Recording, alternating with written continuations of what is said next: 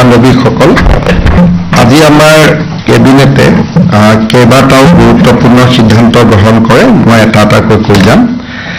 আমি হোজাইত যিখন ৰবীন্দ্ৰনাথ টেগোৰ ইউনিভাৰ্চিটি স্থাপন কৰিছিলোঁ, এই একজেক্ট নামটো আৰু এখন বিশ্ববিদ্যালয় ভাৰতত আছে। সেইকাৰণে UGCয়ে এই বিশ্ববিদ্যালয়খনক স্বীকৃতি দিয়াত অসুবিধা পাইছিলে। তেখেতসকলৰ অনুৰোধ ক্ৰমে আজি আমি এই বিশ্ববিদ্যালয়খনৰ নাম ৰবীন্দ্ৰনাথ ঠাকুৰ বিশ্ববিদ্যালয়লৈ ৰূপান্তৰ কৰোঁ। অৰ্থাৎ এতিয়া টেগোৰৰ জেগাত ঠাকুৰ আৰু ইউনিভাৰ্চিটিৰ জেগাত বিশ্ববিদ্যালয়, ৰবীন্দ্ৰনাথ ঠাকুৰ বিশ্ববিদ্যালয় ৰূপে তেওঁলোক জনাজাত হ'ব। আমাৰ মিউনিচিপালিটি যিবিলাক অসমত আছে, বিশেষকৈ য'ত 1 লাখতকৈ অধিক পপুলেশ্যন আছে, সেই মিউনিচিপালিটিবিলাকত আমি আজি কেইটামান নতুন পোষ্ট ক্ৰিয়েট কৰি দিছোঁ। মেকানিকেল ইঞ্জিনিয়াৰ, এনভাইৰনমেণ্টেল ইঞ্জিনিয়াৰ, তাৰপিছত আপোনাৰ চিভিল ইঞ্জিনিয়াৰ, এনেকে য'ত য'ত 1 লাখতকৈ বেছি পপুলেশ্যন আছে, তাতে আমি কেইবাটাও অভিযন্তাৰ পোষ্ট ক্ৰিয়েট কৰিছোঁ, যাতে আমাৰ মিউনিচিপালিটিসমূহ শক্তিশালী হ'ব পাৰে। বাজেটত এটা এনাউন্সমেণ্ট আছিল গজ মিত্ৰ আঁচনি, মেন এণ্ড এলিফেণ্ট কনফ্লিক্টটো কমাবৰ কাৰণে। গোৱালপাৰা, ওদালগুৰি, নগাঁও, বাক্সা, শোণিতপুৰ, গোলাঘাট, যোৰহাট আৰু বিশ্বনাথ, এই 4খন জিলাত এই 8খন জিলাৰ 80টা লোকেশ্যনত আমি চিলেক্ট কৰিছোঁ, য'ত নেকি মেন এণ্ড এলিফেণ্ট কনফ্লিক্টৰ হটস্পট বুলি ক'ব পাৰি। ইয়াতে আমাৰ 8জন লোকেল কমিউনিটিৰ ৰাইজক লৈ আমি এটা ৰেপিড ৰেছপন্স টিম গঠন কৰিম। তাৰ উপৰি এই এৰিয়া কেইটাত আমি এলিফেণ্ট হেবিটেট, অৰ্থাৎ যিবিলাক এলিফেণ্ট হেবিটেট আছিলে, তাতে বেম্বু আৰু নেপিয়াৰ কাল্টিভেশ্যনৰ কাৰণে আমি চেষ্টা কৰিম, যাতে হাতীয়ে অল্টাৰনেটিভ ফুড পাব পাৰে। আৰু তাৰ উপৰিও আমি আন কি ধৰণে এই 80টা স্থানত এলিফেণ্ট আৰু হিউমেন বিং দুয়োটাই কো-এক্সিষ্ট কৰিব পাৰে, তাৰ বাবে আৰু কিছুমান এক্সপেৰিয়েঞ্চ আমি কৰিম। সেইকাৰণে গজ মিত্ৰ আঁচনিখন আজি আমাৰ কেবিনেটত অনুমোদন কৰা হৈছে। আঁচনিখন খুব ইণ্টাৰেষ্টিং। আপোনালোকক পিছত ফৰেষ্ট ডিপাৰ্টমেণ্টে পৃথকে আৰু এটা ব্ৰিফিং দিব। Basically constitution of rapid response team, এলিফেণ্টৰ কাৰণে নেচাৰেল ফুড ষ্টক বঢ়োৱা, যে তেওঁলোকে যাতে জংঘলত খাব পায়, বেম্বু, নেপিয়াৰ ইত্যাদি, আৰু লগত ছ'লাৰ ফেন্সিং আদিৰ কথা থাকিব। ফৰেষ্ট ডিপাৰ্টমেণ্টে আপোনালোকক ডিটেইল এই স্কিমখনৰ বিষয়ে আৰু অলপ ব্ৰিফিং কৰিব। আমাৰ কেবিনেটত আজি মিছন বসুন্ধৰা আঁচনিৰ অধীনত আমি যিটো চলাই আছোঁ, যে নামঘৰ, মন্দিৰ, স্কুল, এই শিতানত আজিও প্ৰায় 3000তকৈও অধিক নামঘৰ, মন্দিৰ, স্কুলক মাটিৰ আজি আবণ্টন দিয়ে, গোটেইকেইখন জিলাত সামৰি। আৰু এই প্ৰক্ৰিয়াটো চলি থাকিব। ডিষ্ট্ৰিক্টৰ পৰা প্ৰপ'জেল আহি আছে, আমি এপ্ৰুভ কৰি আছোঁ। 14 আগষ্টলৈকে আমি গোটেই প্ৰক্ৰিয়াটো কমপ্লিট কৰিম। টোটেল এপ্লিকেশ্যন অলমষ্ট 50,000ৰ ওপৰত আছে। এতিয়া মই 2-3টা বেলেগ প্ৰস্তাৱলৈকে আহিছোঁ।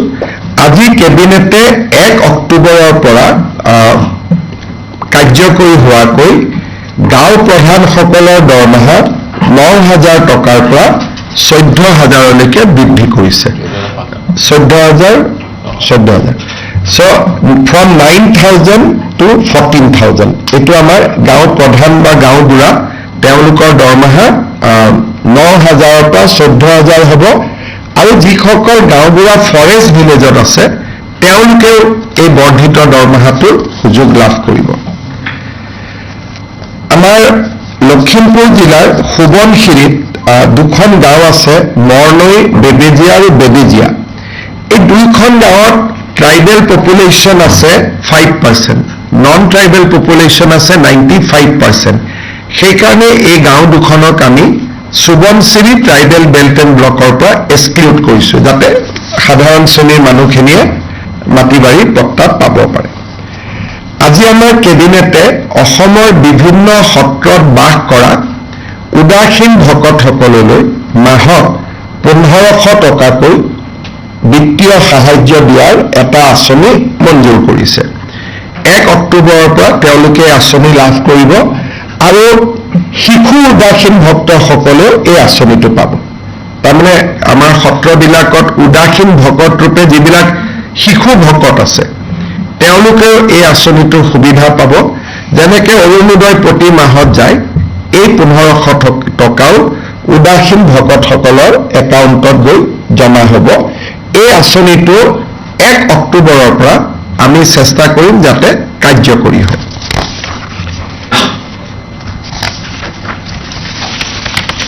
আজি কেবিনেটত আমি এটা সিদ্ধান্ত লৈছোঁ যে সৰ্থেবাৰীৰ যিসকল কাঠ শিল্পী আছে তেওঁলোকে আগতে GST দিব লাগিছিল, আগত নালাগিছিল, আজিকালি তেওঁলোকে GST দিয়ে।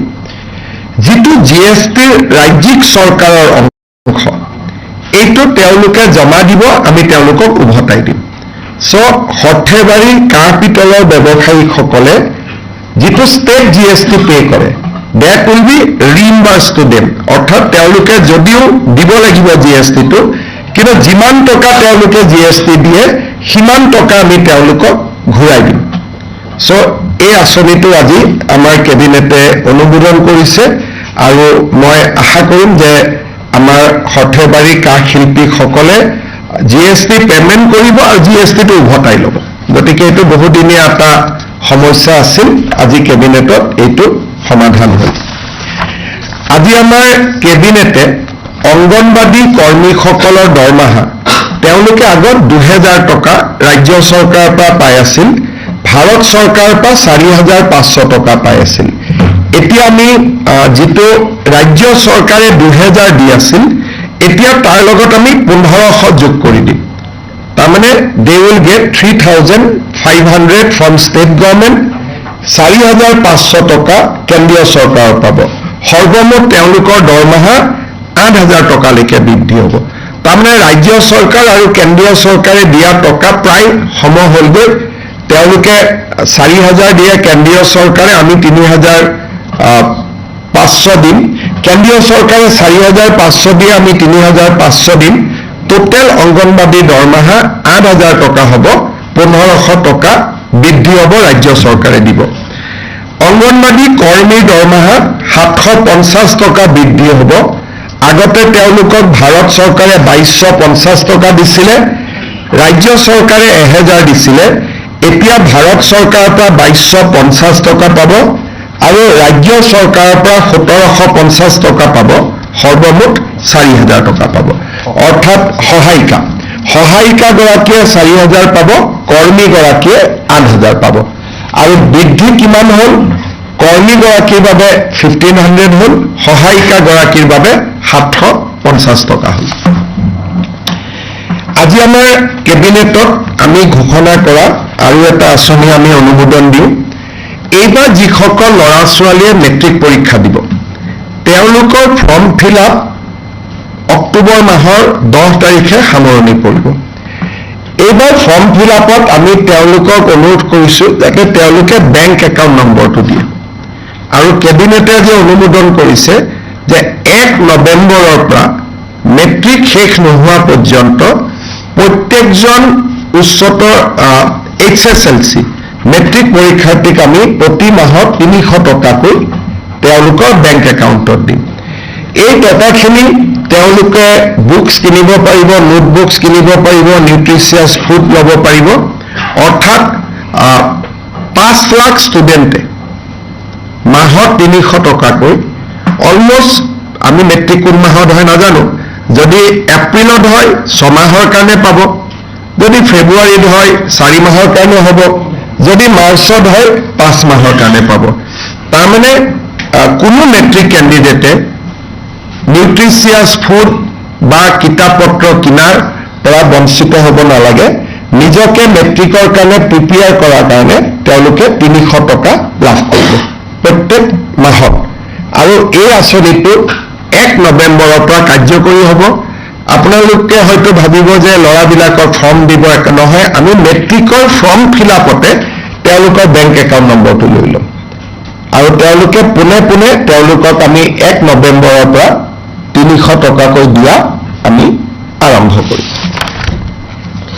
শেষত স্বাস্থ্য বিভাগৰ আজি এটা ডাঙৰ সিদ্ধান্ত এটা আছে মই কেইদিনমান আগতে কৈছিলোঁ যে নাৰ্ছিং হোমসমূহত এতিয়া নাৰ্ছিং হোমৰ মালিকে টকা নিদিয়া বুলি ডেড বডি ধৰি ৰাখিব নোৱাৰিব যদি কোনোবা ব্যক্তিক পৰিয়ালৰ মৃত শৰীৰ নাৰ্ছিং হোমে 4 ঘণ্টাতকৈ বেছি ধৰি ৰাখে তেতিয়াহ'লে সেই ব্যক্তিগৰাকীয়ে 104ত ফোন কৰিব নহ'লে লোকেল পুলিচক ফোন কৰিব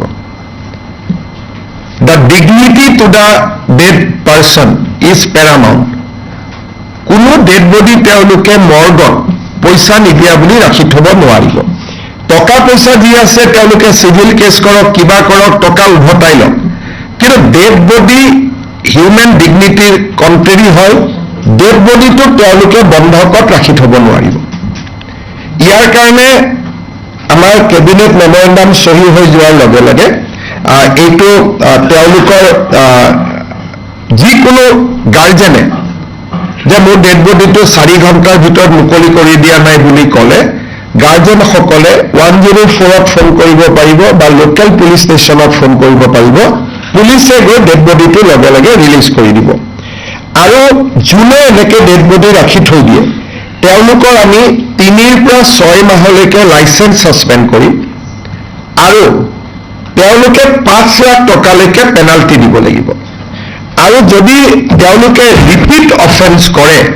তেতিয়া আমি তেওঁলোকৰ নাৰ্ছিং হোম বন্ধ কৰি দিয়াৰ ব্যৱস্থা ল'ম আকৌ এবাৰ মই কৈছোঁ যে মৃত শৰীৰ কোনো নাৰ্ছিং হোমে 4 ঘণ্টাতকৈ বেছি ধৰি ৰাখিব নোৱাৰিব বোলে মোৰ ল'ৰাজন আমেৰিকাত আছে আহি পোৱা নাই সেইকাৰণে মই ৰিকুৱেষ্ট কৰিছোঁ নাৰ্ছিং হোমত যে মৰ্গত ডেড বডিটো কিছু দেৰি থৈ দিয়ক বেলেগ কথা তেনেকুৱা কেতিয়াবা হয় কিন্তু মই পেমেণ্ট কৰিব পৰা নাই ঘৰৰ পৰা পইচা লৈ আহক তেতিয়াহে ডেড বডি এৰি দিম এই কথাটো নহ'ব পইচা আপুনি দিব আছে আপুনি চিভিল কেছ কৰক মানি কেছ কৰক যি কৰক বেলেগ ব্যৱস্থা লওক কিন্তু মৃত শৰীৰটোক পণবন্দী হিচাপে ৰাখিব নোৱাৰে it cannot be a hostage dead বডিটোক আপুনি ধৰি ৰাখিব নোৱাৰে এই অধিকাৰ কোনো নাৰ্ছিং হোমত ভাৰতৰ সংবিধানে বা ভাৰতৰ আইনে দিয়া নাই সেইকাৰণে যিকোনো ব্যক্তিয়ে 104 এইটো 24/7 হেল্পলাইন থাকিব 104ত ফোন কৰিলে 104এ লোকেল থানাক জনাই দিব আৰু ডাইৰেক্টলি লোকেল থানাত আমি অভিযোগ দিব পাৰিম আৰু থানাৰ লগে লগে নাৰ্ছিং হোমখনত গৈ ডেড বডিটো মুকলি কৰি দিব এই গোটেই যেটো আজি আমি কেবিনেটত সিদ্ধান্ত ললো এই সিদ্ধান্তটো 1 আগষ্টৰ পৰা কাৰ্যকৰী হ'ব কাৰণ অৰ্ডাৰ ওলাব লাগিব থানাবিলাকক আমি জনাব লাগিব কিন্তু আজি কেবিনেটে যেটো সিদ্ধান্ত ললে it will be implemented from 1st of August আৰু ই বহুত দুখীয়া মানুহক সকাহ দিব গতিকে কেবিনেটত আজি কেইবাটাও গুৰুত্বপূৰ্ণ সিদ্ধান্ত আছিল আপোনালোকে যদি কিবা সুধিব খোজে সুধিব পাৰে So is it a fast of its kind initiative as far as the nursing I cannot immediately confirm whether it is a first of its kind of initiative because sometime I said yes, then somebody will tweet that no, Kerala it is already there, Tamil Nadu it is already there. So that is for the journalist to check whether it is a first or second. Sir, if you can brief about this scheme as well as the elephant scheme in English. Today, Assam Cabinet has taken a very important decision. Often we hear the complaint that various nursing homes kept the dead body of a deceased as mortgage for next 3-4 days unless the relative pay the pending dues of the hospitals or nursing home or private hospital. This is against the human dignity. You cannot keep a dead body as hostage. State Cabinet has decided that if any nursing home try to do that, their license will be cancelled, suspended for 3 to 6 months and they will be fined rupees 5 lakhs. For repeat offences, the nursing home or private hospital can be, their license can be cancelled for eternity, for all the time to come. State Cabinet has also approved a very important scheme called Gaja Mitra to eliminate human-elephant conflict. Under this scheme, we will try to create elephant habitat in 80 hotspots, including food stock for the elephant.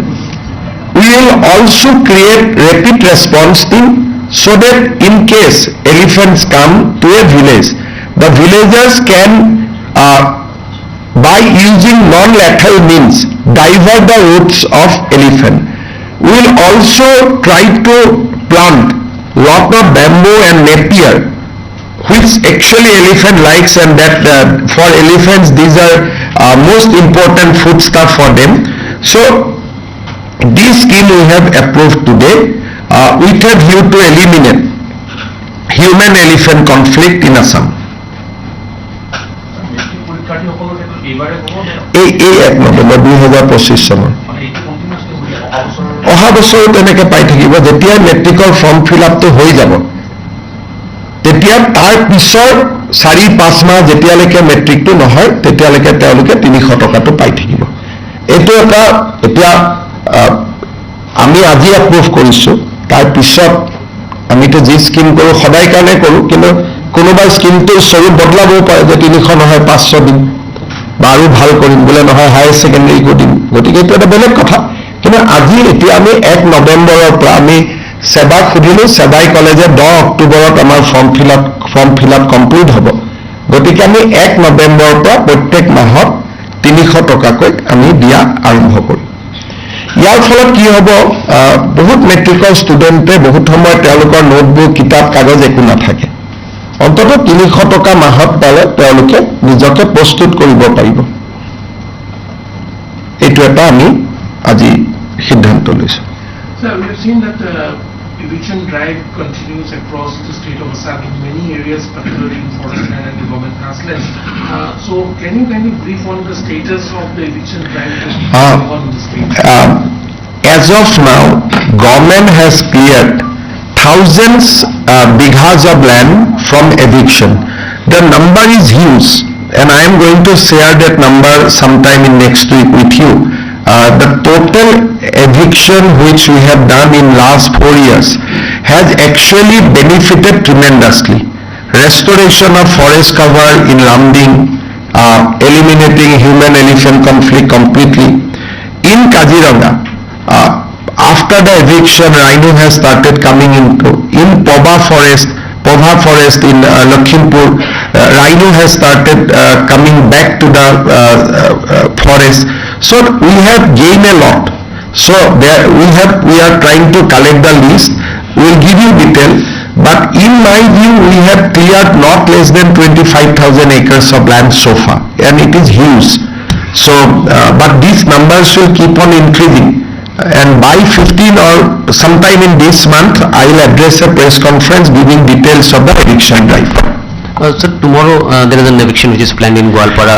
Yes, somebody has even moved a petition to the High Court. High Court has said that yes, government can do the eviction, but if somebody needs water, somebody needs some basic amenity, government should provide them. So this, clearing this encroached land, that as you are pointing out, this will be in all phase-wise manner. Secondly, the question that in some quarters have been raised in terms of the rehabilitation or rehabilitation will come only when they are landless and they do not have any plots in their neighboring, in their native places. Plus, they have to be bona fide Indian citizen. So these are the conditions they have to accomplish. Like Gorukhuti, we did a eviction drive. Out of 100, suppose there is 100 people, only 10 has come to us showing that we don't have land and we are genuine Indian citizen. So Deputy Commissioner verified that out of 7 total evicted people were suppose 100, 10 claim, 7 we have allotted. But 93 people did not even come because they have plots or they have some places already there. Like Lambing we have evicted. Many people we have evicted, but 30 family only finally come to us that we need land, and we have given them land. So the government job is to evict. It cannot be conditional. We will evict you from forest. Thereafter, you can give application to the deputy commissioner that I don't have land anywhere. Then DC will provide you land, but land cannot be in Guwahati. Land cannot be in Goalpara. It will be in your native place, where from you are coming. Like in Lakhimpur, people have gone from Karimganj to settle in Lakhimpur. So we will not give you land in Lakhimpur, we will give you land in Karimganj. So in the last Lakhimpur eviction, many startling facts has emerged. Our media কি কইলে গুনগুন সেতিয়াতকৈ ব্যস্ত হৈ গল, কিন্তু লখিমপুৰৰ যেটো ঘটনা হৈছিল, we evicted 300 people. আৰ মানুহ কেজন কোৰ পৰা গৈছিল? সাউথ সালমাৰা, কৰিমগঞ্জ, হাইলাকান্দি। এন্টায়াৰ লখিমপুৰৰ ডেমোগ্ৰাফিটো বদলাই দিয়াৰ এটা ডাঙৰ ষড়যন্ত্ৰ আছিল। আনফৰ্চুনেটলি যে আমাৰ যিখিনি সকল জাতীয়তাবাদী পেপাৰ চেনেল তেওঁলোকে এই কথাটো নকলে যে কৰিমগঞ্জৰ মানুহ লখিমপুৰত কিয় গৈছে। আজি সাউথ সালমাৰা মানুহ লখিমপুৰত কেনেকে গৈছে? তেওঁলোক তাতেতো লেণ্ডলেছ হ'ব নোৱাৰে। You cannot go and settle a place which is 400 kilometers away from your district. So you apply to us, we will give you land in your native district. So these people, there are genuine people, state government will remain concerned. Even in support when we did eviction, we paid everybody rupees 50,000 and we showed the land also to them. Ki those who are genuine, you can go and you can stay there. But people, they have to prove their bona fide. First, you are an Indian citizen. At least you have applied in NRC. We need the ARN number. Second, you do not have land. So these are the conditions you have to fill up. But our own assessment is that our অসমককৈ পাম ধৰিব যায়। They have land in their original place. Forestত তেওঁলোকক লৈ যোৱা হয় by certain people actually to deforest the area and cultivate things like ginger, etc. Even planting rubber plantation. And these facts are known to High Court. So High Court has instructed us to clean the forest. Sir. এই প্ৰক্ৰিয়াটোতো মইতো নাজানো। মই যেতিয়া গৰু মাংস পৰাৰ খবৰটো পালো তেতিয়া আমি ইনকুৱাৰী কৰিলো। ইনকুৱাৰী কৰোঁতে আমি গম পালো যে এইবোৰ কৰিমগঞ্জৰ মানুহ, সাউথ সালমাৰাৰ মানুহ লখিমপুৰত গৈছে। লখিমপুৰত কিয় গৈছে? এছাম পাৰ্টিকুলাৰলি এটা পলিটিকেল পাৰ্টি আৰু পলিটিকেল লিডাৰ্ছ তেওঁলোকে আমাৰ যিটো কয় 100% অসমীয়া সমষ্টি সেইবিলাকত তেওঁলোকে বিভিন্ন জেগাৰ পৰা তেওঁলোকৰ ভোটাৰ লৈ যায়। এজন নিয়ে, দুজন নিয়ে, তিনিজন নিয়ে, ঢিং আৰু ৰূপহীৰ পৰা বৰচলাত লৈ আহিলে। আমি যেতিয়া এভিকশ্যন কৰিলো তাত বৰচলাৰ মানুহ নাছিলে। লোকেল MLA সুধিব পাৰে, ঢিং আৰু ৰূপহী। আৰু এটা কংগ্ৰেছ দলৰ নতুন প্ৰতিচ্ছবি কি, যেতিয়া আমি মানুহ এভিকশ্যন কৰিম এটা VGR পৰা, তেতিয়াতো অসমীয়া অনা-অসমীয়া আমি ক্লাছিফাই কৰিব নোৱাৰো। লয়েতো আমাক সেইটো এলাও নকৰে। বহুজনৰ সুখায় বহুজনৰ হিতায়। 400 যদি আমি কৰিমগঞ্জ কাছাৰৰ পৰা যোৱা এটা পাৰ্টিকুলাৰ ৰিলিজিয়নৰ মানুহক এভিকশ্যন কৰোঁ, তাত যদি আৰু এটা পাৰ্টিকুলাৰ ৰিলিজিয়নৰ মানুহ বহি আছে আমি তেওঁলোকক কেনেকৈ এৰি দিম? বা তেওঁলোক যদি লেণ্ডলেছ আমাক আবেদন কৰিব।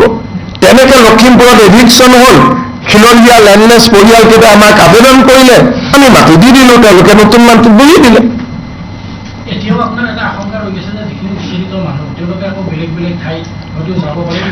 বিজেপি নাথাকিলে চবতে যাব পাৰে তেওঁলোক। মই কোনো নাই, মোৰ লগত নোৱাৰে, কিন্তু বিজেপি নাথাকিলেতো অসমখন লৈ ল'ব। এই যোৱা মই আপোনালোকক সংখ্যাটো দিলে আচৰিত হৈ যাব যে যদি অসমত বিজেপি গভৰ্ণমেণ্ট নাহিলহেঁতেন এই ডেমোগ্ৰাফি ৰেষ্টৰে কৰিব নোৱাৰিলহেঁতেন। আজি আমি লামডিঙত ডেমোগ্ৰাফি ৰেষ্ট'ৰ কৰিলোঁ, বৰচলাত কৰিলোঁ, গোৱালপাৰা টাউনখন আপুনি জানিব হিন্দু মাইনৰিটি, অথচ এইখন ওৱান অফ দ্য হিন্দু মানুহৰ ডাঙৰ চিভিলাইজেশ্যন আছিল সেইটো, আজি মাইনৰিটি হৈ গ'ল। কেনেকৈ মাইনৰিটি হৈ গ'ল? তাতে যিটো ৰাক্ষসিনী ফৰেষ্ট আছিলে, বাঘবৰৰ পৰা 10-12 হাজাৰ মানুহ আহি বহি দিলে।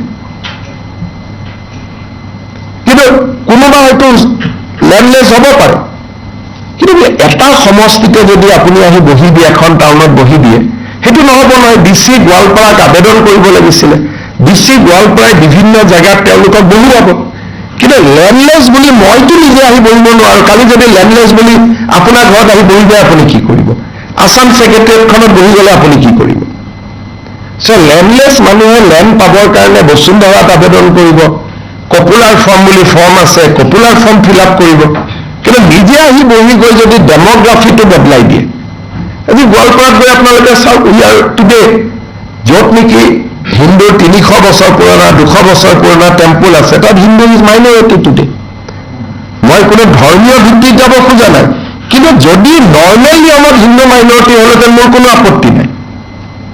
কিন্তু বৰপেটা বাঘবৰ চৰৰ পৰা more than 10-12,000 ফেমিলি আহি পেলাই হিন্দুক মাইনৰিটি কৰি পেলালে। আৰু কোনে কৰিলে? এজন আমাৰ ফৰেষ্ট মিনিষ্টাৰ আছিল, তেওঁৰ দিনত DFO জানো একে মনে মিলা মানুহ দিলে, and they have made a full fledged operation যে আমি ইয়াত মাইনৰিটি কৰি পেলাম। আজি কাজিৰঙাৰ লগতে মাদ্ৰাছা এখন খুলি লোৱাৰ কি প্ৰয়োজন আছে? তাততো মানুহ গড় চাবহে যায়। কিন্তু আপোনালোকে দেখিব যে কাজিৰঙাৰ লগতে মাদ্ৰাছা এখন খুলি লোৱা হৈছে ৰাস্তাটোতে। এইটো হয় যে আমাৰ দুৰ্বলতাটো সুযোগ লৈ লৈ যিমান সোমাব পাৰে, এতিয়া মাদ্ৰাছাই কৰিব লাগে, হোজাইটো কৰিব পাৰে, ধিমতো কৰিব পাৰে, ৰূপহীটো কৰিব পাৰে, চামুগুৰিটো কৰিব পাৰে, কাজিৰঙাখনৰ ওপৰতে কৰি লৈছে আৰু পট্টা মাটিত বহি লৈছে। এতিয়া ময়ো একো কৰিব নোৱাৰা হৈছো। গতিকে অসমৰ চাৰিওফালে যিবিলাক ঘটনা ঘটি আছে, এইটো অখিল গগৈ মানুহক সাৱটি ধৰিছে, ভালে আছে, কিন্তু আমি যিবিলাক মানুহ মাইনৰিটি হৈ গ'লো অসমীয়া, আমাকোতো সাৱটক। বৰপেটাত গৈ সত্ৰাধিকাৰজনক সাৱটক, ক'ৰবাত গৈ পেলাই আমাৰ যিমানবিলাক আপোনালোকে জানে যে যি জেগাত আমি মাইনৰিটি হৈ গ'লো, আমাকো সাৱটক না, আমিওতো সাৱট খাব খোজো। মই তাকে কৈছো, তেওঁ যিটো গান শুনিছে এইটো ভাল, কিন্তু মাজে মাজেতো বৰগীতো শুনিব লাগে ন বতৰটো বাদ গৈ, হয় নহয়? গতিকে এই ধৰণৰ ব্যৱস্থাটোৱে তেওঁলোককো লাভ নকৰে। তেওঁলোকো দুখীয়া মানুহখিনি নিজে অহা মানুহ নহয়, মানুহখিনি কোনোবাই লৈ আহিছে, তেওঁলোকে নাজানে। সেইকাৰণে মইতো গৈ মানুহখিনিক মাত দি আহিছো।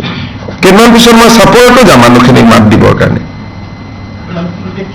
মই কিয় ব্যৱস্থা কৰিব লাগে? বা তেওঁলোকৰ দেউতাক মাক আছে নহয়, তো মই কিয় ব্যৱস্থা কৰিম?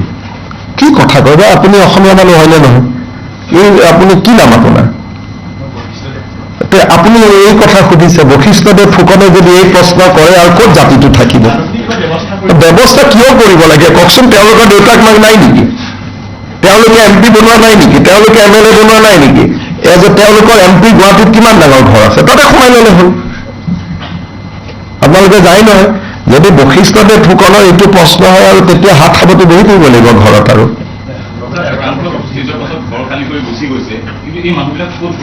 এতিয়া ক'ত গৈছে মই কিয় খবৰ ৰাখো? মই কাম কিয় বঢ়াই লওঁ? মোৰ যিটো কাম আছে মই সেইখিনি কৰি চেছ কৰিলেই হ'ল নহয়। মোৰ কাম হৈছে হাইকোৰ্টে মোক অৰ্ডাৰ দিছে ফৰেষ্ট ক্লিয়াৰ কৰিব, মই ফৰেষ্ট ক্লিয়াৰ কৰিলো, মোৰ কাম মই শেষ কৰিলো। আৰু মই তেওঁলোকে ক'ত গৈছে কি কথা মই কিয় খবৰ কৰোঁ? কিন্তু মোৰ ওচৰত যদি কোনোবা আহে তাৰ মই ব্যৱস্থা ল'ম, হয় নহয়?